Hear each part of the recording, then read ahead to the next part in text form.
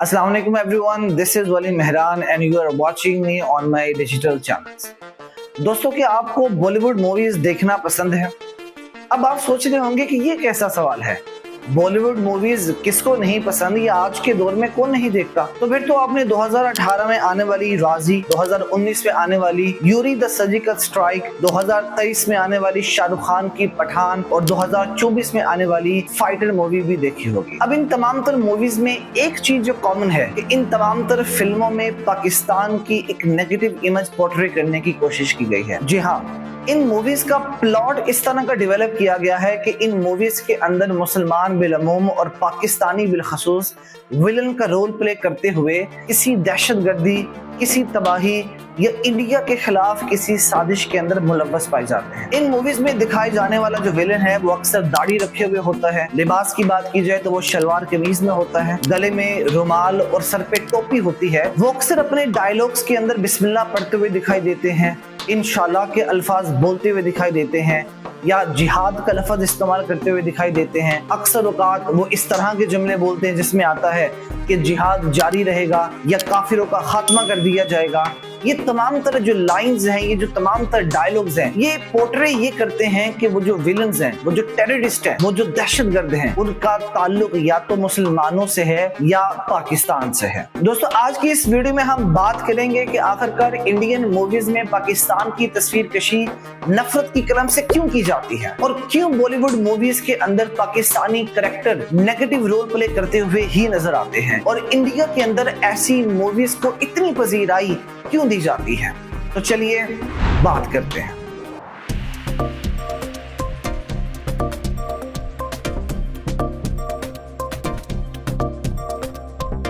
दोस्तों, इससे पहले कि हम इस मसले पे बात करें कि आखिरकार इंडियन मूवीज के अंदर पाकिस्तान को नेगेटिवली क्यों शो किया जाता है, आइए बात को थोड़ा शुरू से शुरू करते हैं और तारीख के चंद एक सफ़ों को पलट के हिंदुओं और मुसलमानों के माजी पे एक नजर दौड़ाते हैं। वैसे तो हिंदुओं और मुसलमानों का ताल्लुक कई सदियों पुराना है और अगर उस ताल्लुक के बारे में बात की जाए तो उसके लिए एक वीडियो नहीं बल्कि एक पूरी सीरीज लॉन्च करनी पड़ेगी ताकि उस माजी के ऊपर रोशनी डाली जा सके। बट लॉन्ग स्टोरी शॉर्ट, मुसलमानों और हिंदुओं का ताल्लुक तब शुरू हुआ जब 7वीं सदी के अंदर मुसलमान साउथ एशिया में दाखिल हुए और अपनी हुकूमत को जमाने में कामयाब हो गए। अब मुसलमानों ने हिंदुस्तान के अंदर कई सदियों तक हुकूमत की, मगर हमेशा से हिंदुओं और मुसलमानों के दरमियान मजहब की बुनियाद पर इख्तलाफ राय और पॉलिटिकल टेंशन पाई जाती थी। और जब मिड 19 के अंदर हिंदुस्तान ब्रिटिश के इंपीरियल रूल का शिकार हुआ तो हिंदुओं और मुसलमान के दरमियान ये इख्तलाफात ज्यादा शिद्दत इख्तियार कर गए। यहाँ तक कि मुसलमानों ने अपने मजहब, अपनी रवायात, अपनी सकाफत और अपने नजरियात की बुनियाद के ऊपर एक अलग वतन का मुतालबा किया और 1947 के अंदर बरसगीर को 2 हिस्सों में तकसीम कर दिया गया, यानी इंडिया और पाकिस्तान। आज आजादी के 76 साल बाद भी इंडिया और पाकिस्तान के दरमियान वो दूरियां खत्म ना हो सकी और वो जो एक कम्युनल टेंशन थी वो आज तक पाई जाती है और कई ऐसे मामलात हैं जो इन 76 सालों के अंदर आज तक सॉर्ट आउट नहीं हो सके। 1947 की आजादी के बाद इंडिया और पाकिस्तान के दरमियान 4 जंगें हुई और इन जंगों की वजह से इन दोनों मुल्कों के दरमियान इख्तलाफात और दूरियां आज तक बढ़ती ही रही।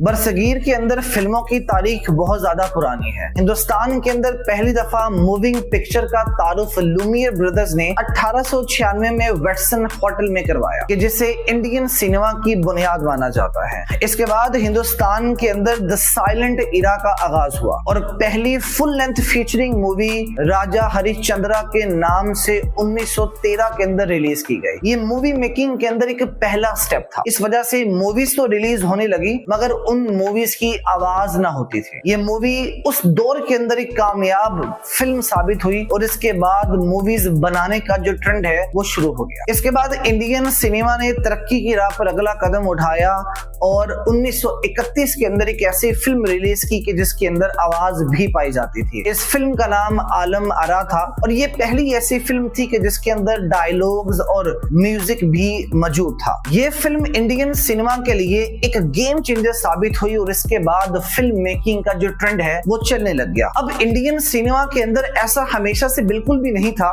कि उन्होंने हमेशा ही मुसलमानों को नेगेटिव रोल्स के साथ एसोसिएट किया हो या एज अ विलन ही हमेशा दिखाया हो, बल्कि आगाज के अंदर कई ऐसी मूवीज आई जो कि हकीकी तौर पर मुसलमानों को एज अ लीडर शो करती रही और उनके गोल्डन पास्ट को पॉजिटिवली पोर्ट्रे करती रही। जैसे मिसाल के तौर पर अनारकली, मुगल आजम, मेरा महबूब, बहू बेगम और चौदहवीं का चांद ऐसी फिल्में थी कि जिन्होंने हकीकी मानों के अंदर मुसलमानों को एज अ लीडर शो किया और उनके मैग्निफिसेंट पास्ट को सही मानों के अंदर अपनी फिल्मों के अंदर दिखाया।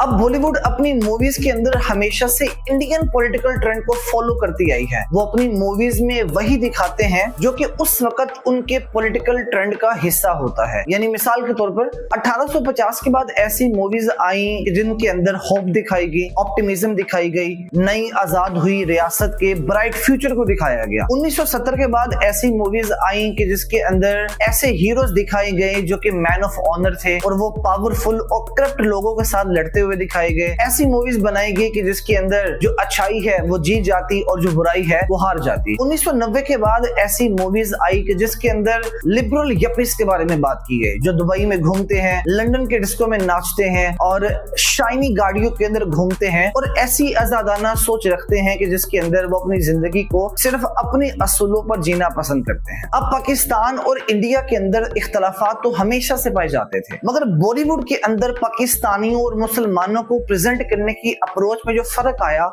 वो सन 2000 के बाद आया। इसकी दो वजूहात थी। पहली, पाकिस्तान और इंडिया के दरमियान होने वाली जो 4 जंगें हैं उनसे इन दोनों मुल्कों के दरमियान नफरत और इख्तलाफात एक अलग लेवल पे जा चुके थे। दूसरा, मोदी साहब की right wing party BJP power में आ गई और उसके बाद बॉलीवुड में पाकिस्तान और मुसलमानों के खिलाफ इतनी ज्यादा फिल्में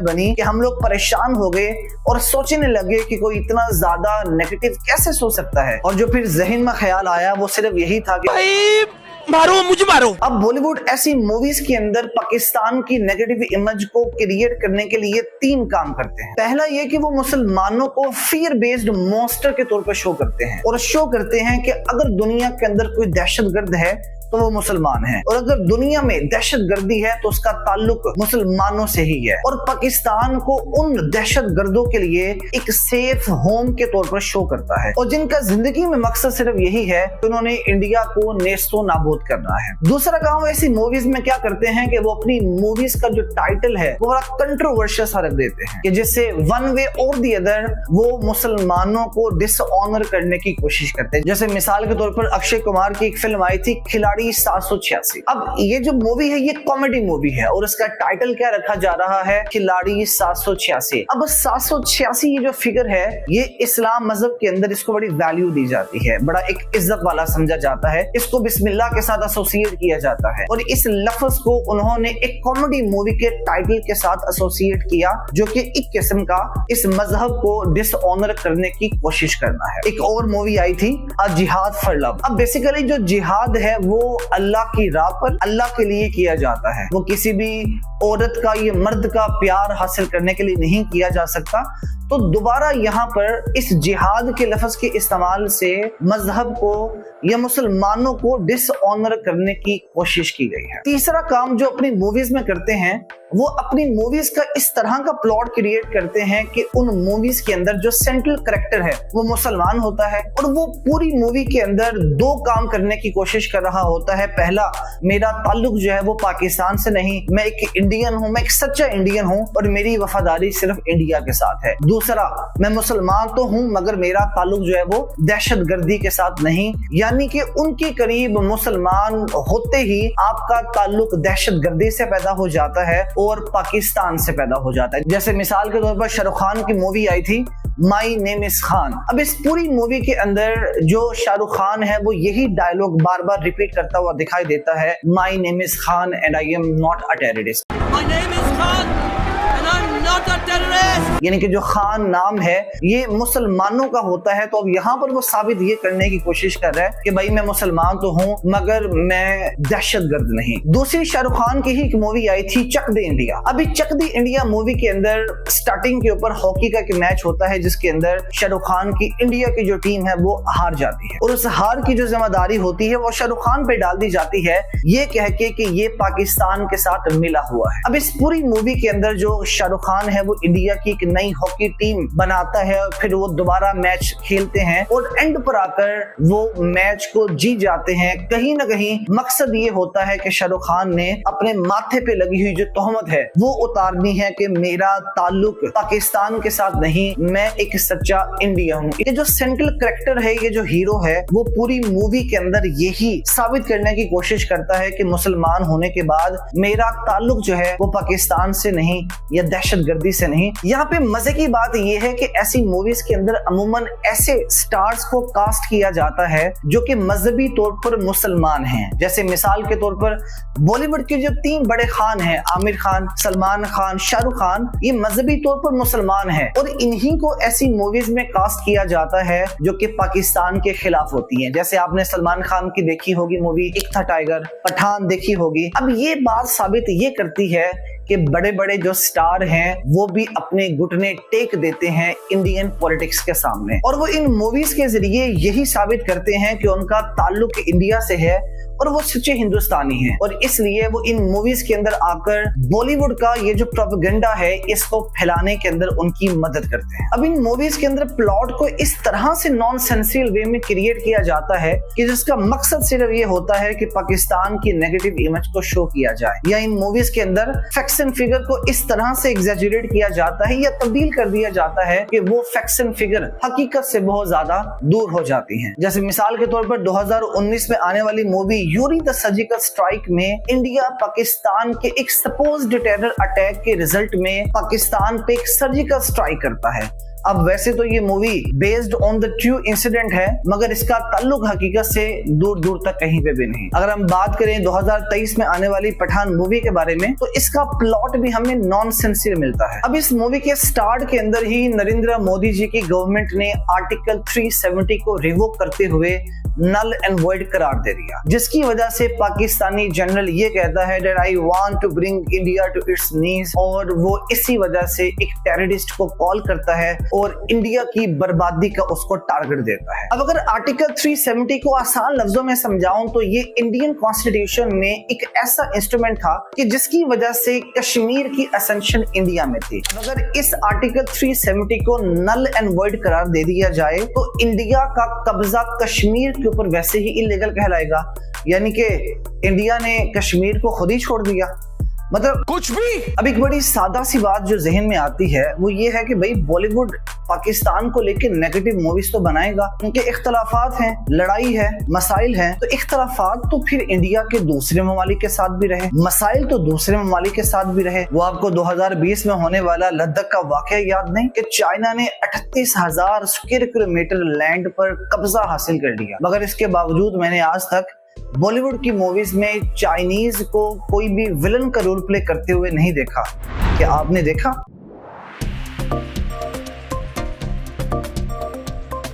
I believe that there are 3 main grounds के जिसकी वजह से बॉलीवुड में अभी तक पाकिस्तान को लेके नेगेटिव इमेज क्रिएट की जाती है। Number 1, political reason. बॉलीवुड हमेशा से इंडियन पॉलिटिकल ट्रेंड्स को फॉलो करता आया है अपनी मूवीज बनाने के अंदर। अब इस वक्त इंडिया के अंदर बीजेपी की हुकूमत है और अगर इस पार्टी की तारीख उठा के देखें तो इस पार्टी ने हमेशा मुसलमानों और हिंदुओं के इख्तलाफ से फायदा उठाया है। वो चाहे वोट जीतने की बात हो या हुकूमत जमाने की बात हो, इसे अपने फायदे के लिए इस्तेमाल हमेशा से किया है। तो नंबर 1 पॉलिटिकल डिमांड है कि भाई इस तरह की मूवीज बनाएं कि जिसके अंदर मुसलमान नेगेटिव रोल प्ले करें, पाकिस्तान एक जो है वो सेफ होम बना रहे टेररिस्ट के लिए, विलन्स के लिए, ताकि हमारा जो घर है वो चलता रहे। Number 2 economical reason. अब बॉलीवुड के अंदर जो फिल्म मेकर्स है वो इस बात को बखूबी जानते हैं कि जब किसी भी फिल्म को पाकिस्तान के खिलाफ बनाया जाएगा तो जनता उसे जरूर देखेगी, यानी वो फिल्म बॉक्स ऑफिस पे हिट होगी। आप पठान मूवी का बिजनेस देख लें, आप फाइटर मूवी का बिजनेस देख लें, एक था टाइगर, टाइगर जिंदा है, इन तमाम तर मूवीज का अगर आप बिजनेस देखेंगे तो यू विल रियलाइज कि इन्होंने बहुत ज्यादा पैसा कमाया है, विच मीन्स कि इनको इंडिया के अंदर लोगों ने बढ़ चढ़ के देखा है। Number 3, social and cultural reason. अब ऐसी मूवीज जिनका थीम पेट्रियोटिक होता है उन्हें लोग देखना पसंद करते हैं। ये ऐसी मूवीज जिनके अंदर वतन परस्ती की बातें की जाती हैं, लोग उन्हें देखकर अपने दिल में अपने वतन की मोहब्बत को ताजा करना पसंद करते हैं। खास तौर पे अगर ऐसी मूवीज के अंदर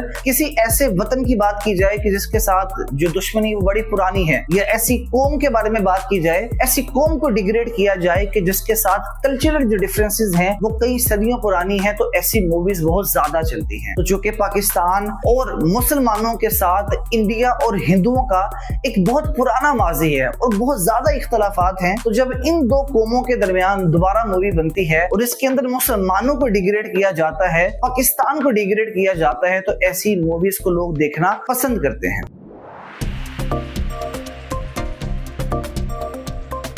दोस्तों, I think it's time for Bollywood to rethink what it's been doing with its power, क्योंकि जो आज का दौर है ये मीडिया का दौर है, ये इंटरनेट का दौर है और मूवीज को देखा जाता है as a source of entertainment, not propaganda. अगर मूवीज के जरिए प्रोपेगेंडा फैलाया जाएगा तो वो जो इन्फ्लुएंस है जो मूवीज का है, वो जो बॉलीवुड का है, वो कहीं ना कहीं खत्म हो जाएगा। इंडिया इस वक्त दुनिया के अंदर लीडिंग फिल्म प्रोड्यूसिंग कंट्री है और ये मूवीज सिर्फ इंडिया के अंदर नहीं देखी जाती, ये सिर्फ पाकिस्तान के अंदर नहीं देखी जाती, बल्कि इन मूवीज का एक फार रीच्ड इन्फ्लुएंस है। इन मूवीज को यूएसए में देखा जाता है, इन मूवीज को कनाडा में देखा जाता है, यूके में देखा जाता है। मूवीज को एक मेन सोर्स ऑफ एंटरटेनमेंट समझा जाता है। अब अगर इन मूवीज को भी प्रोपेगेंडा के तौर पर इस्तेमाल किया जाने लगेगा तो जहां पर हमें हंसी और कहके सुनाई देते थे, वहां पे हमें सिर्फ नफरतें नजर आएंगी।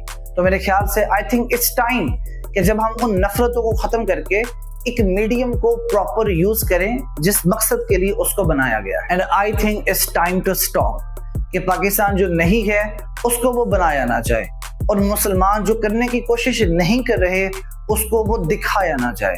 अपना बहुत ज्यादा ख्याल रखिएगा। मेरी मुलाकात होगी आपसे अगली वीडियो में, तब तक के लिए अल्लाह हाफिज।